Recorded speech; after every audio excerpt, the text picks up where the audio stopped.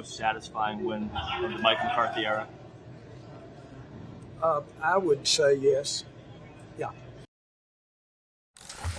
Okay, as they try to be objective here, are you more disappointed with the Eagles or impressed with Dallas? I'm more disappointed with the Eagles, make no mistake about that, but I love that footage. I'm very, very happy at the footage that I just saw from DeMarcus Lawrence. Keep that same energy, my brother. Keep that same energy. There he goes. Keep that same energy. Don't make it go anywhere.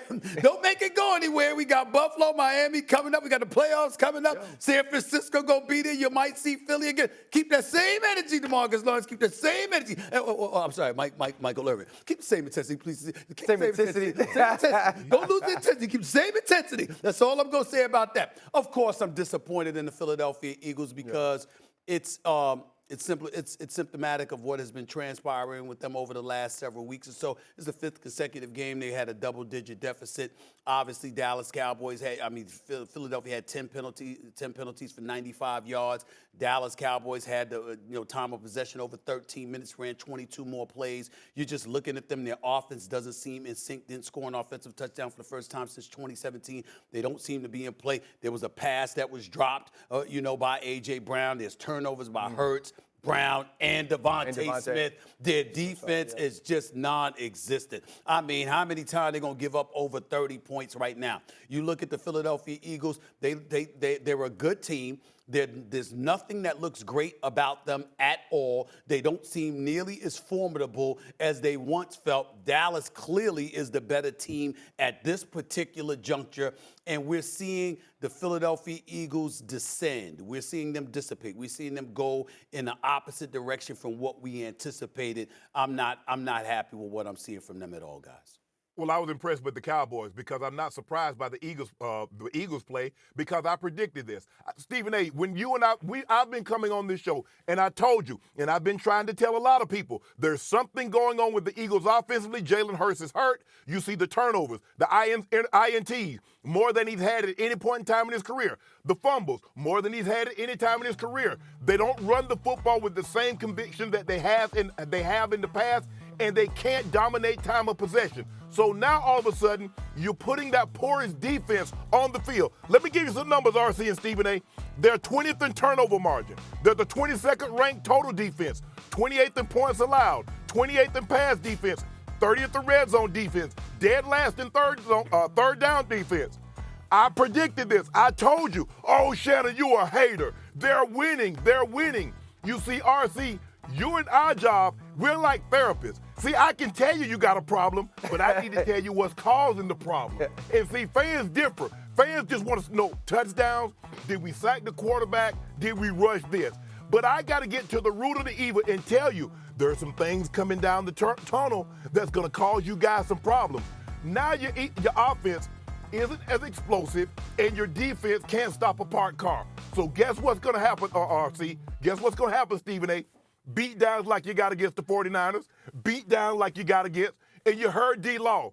We make them quit. We hit them in the mouth. We hit them over and over. And when they quit, says, okay, we've had enough.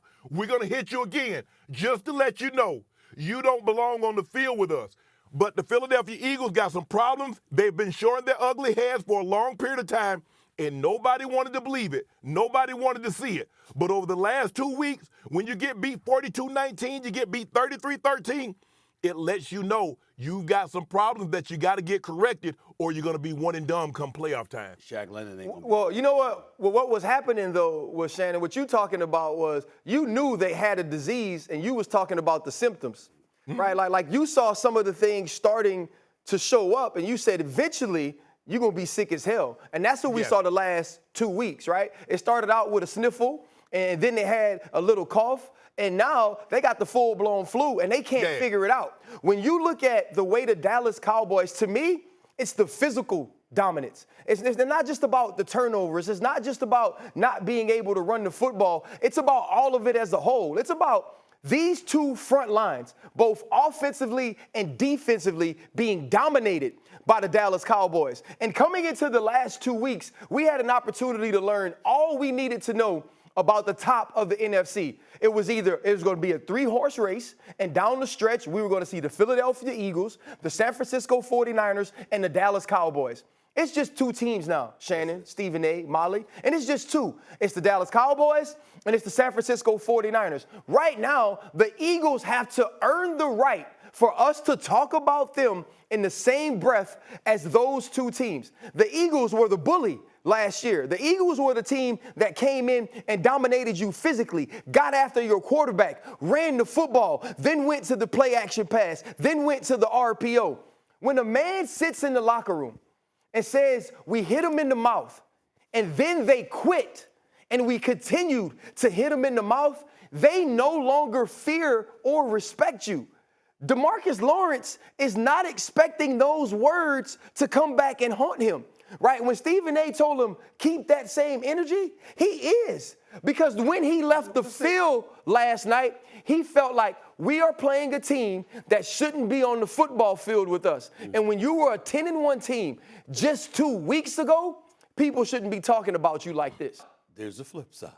And I appreciate you bringing that up, being as eloquent as you just were, RC. And you too, Shannon, because it's a beautiful thing. Because like I said, keep the same energy. And see, this is the beauty of being right here on First Take. You see, this is what people don't realize about this #1 sports show that we happen to be on right now. I'm armed and dangerous because I got y'all. See, whether directly or indirectly, whether intentionally or not, you are supporting my position. Because just like I'm remembering what DeMarcus Lawrence said, just like the Eagles will remember what DeMarcus Lawrence said. RC gonna remember it.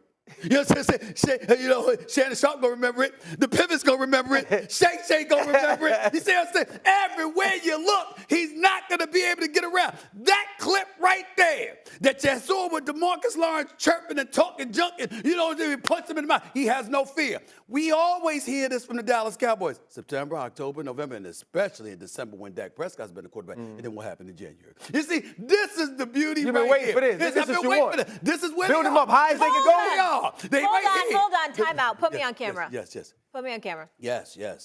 Does this year feel different, though? Yes. In fairness to the Dallas Cowboys, let me say this to you. It absolutely feels to see, I'm going to be objective. I know it's shock you, RC. I know it's shock you, Shay, but I'm going to be objective here. It does feel different. When I look at the Dallas Cowboys, I see one team standing in their path.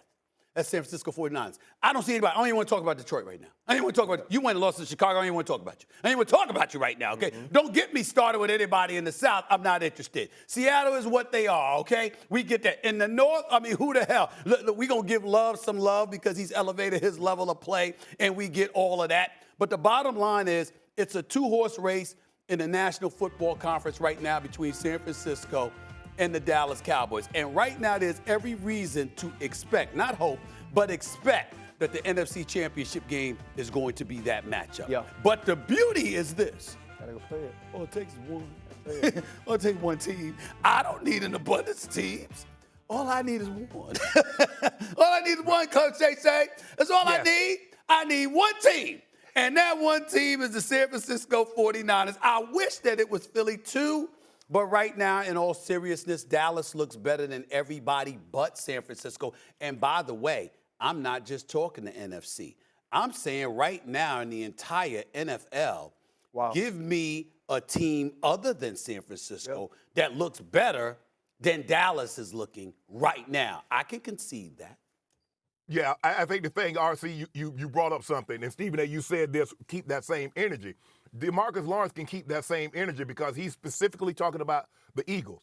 He said, I said what I said, and y'all can't do anything about it. There's something special about a man that can walk in your house and tell you, well, I'm finna put my feet up on your couch, and you can't do anything about it. And by the way, go get me something out of the refrigerator.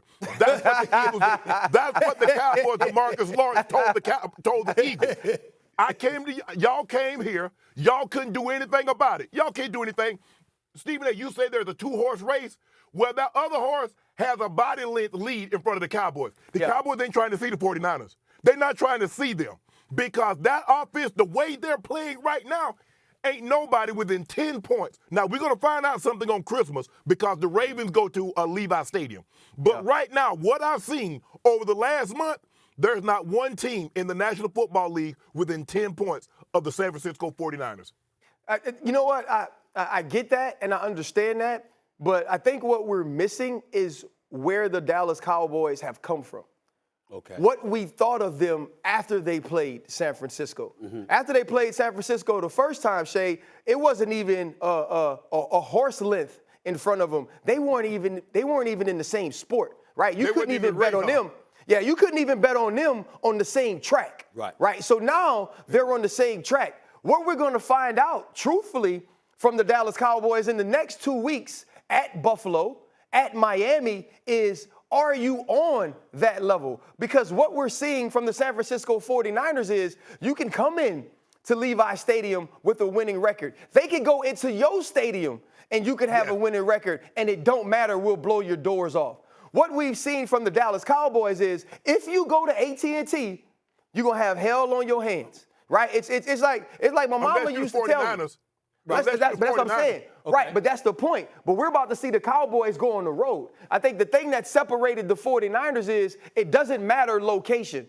It doesn't matter team. They always bring their A game, and we know who they are. But Dallas hasn't shown that yet on the road against a good team. Right, but there's something that you left out that's very important, RC. See, when I'm looking at the San Francisco 49ers loss on October 8th, the very next week, they played the Chargers, and we all know Brandon Staley. This is over for him. He'll be done this season. And damn it, he should be. Okay, let's get that out the way. Then there was a bye week. Then you went against the Rams, who we respect, played the Eagles, and then after that, a legitimate argument could be made that the Dallas Cowboys are the only team this year that had 4 bye weeks, because after that they played the Giants, the Panthers, and the Commanders. I mean, so let's put it in perspective. That's why these 2 weeks matter, Stephen A. But I'm just saying, you was talking about since the loss to San Francisco, you were talking about the narrative of what they were, and I'm saying, damn, I counted 4 bye weeks. I counted 4 bye weeks on the schedule. Nobody else in the NFL has had 4 bye weeks but the Dallas Cowboys. 4 bye weeks. You don't get back-to-back stuff like that on your schedule. Now, I understand. I'm not talking the team, but I'm saying 3 consecutive weeks where you got that on your schedule. But you got to beat them like that, though, Stephen A. I feel you on that. All I'm just trying to say is this. It's not taxing is all I'm trying to say. It's not that tax. Well, they're about to get taxed. They're about to get taxed, and we're about to find out. Yeah. That's all I'm trying to say. New York City tax. Huh? New York City tax. Something like that. Or How about LA LA tax? How about LA tax? Which, by the way, Shay doesn't mind paying. I mean, I'm very proud. I do mind. You don't seem to mind. You don't seem to mind. Yeah, don't think I You couldn't get out of Vegas fast enough, according to you. Yeah, hey, don't think I haven't thought about relocating. I've definitely thought about taking my show on the road. To Hey, a Stephen A. Texas, a Las Taking Vegas. my show What on is the it? road. What is it like though when you got houses and domiciles on each coast like yourself? Huh? I mean, it's convenient. It's convenient. You don't have to pack a it's bag. financially It's nice. painful. It's financially painful. RC, your wrist. Texas. Now that's tight. You know, I'm just trying to. I know I'm coming on here with Molly and Stephen A. Man, I just try to stay. But Yeah, it just it's tight. I see the ice. I see that. I feel you on that.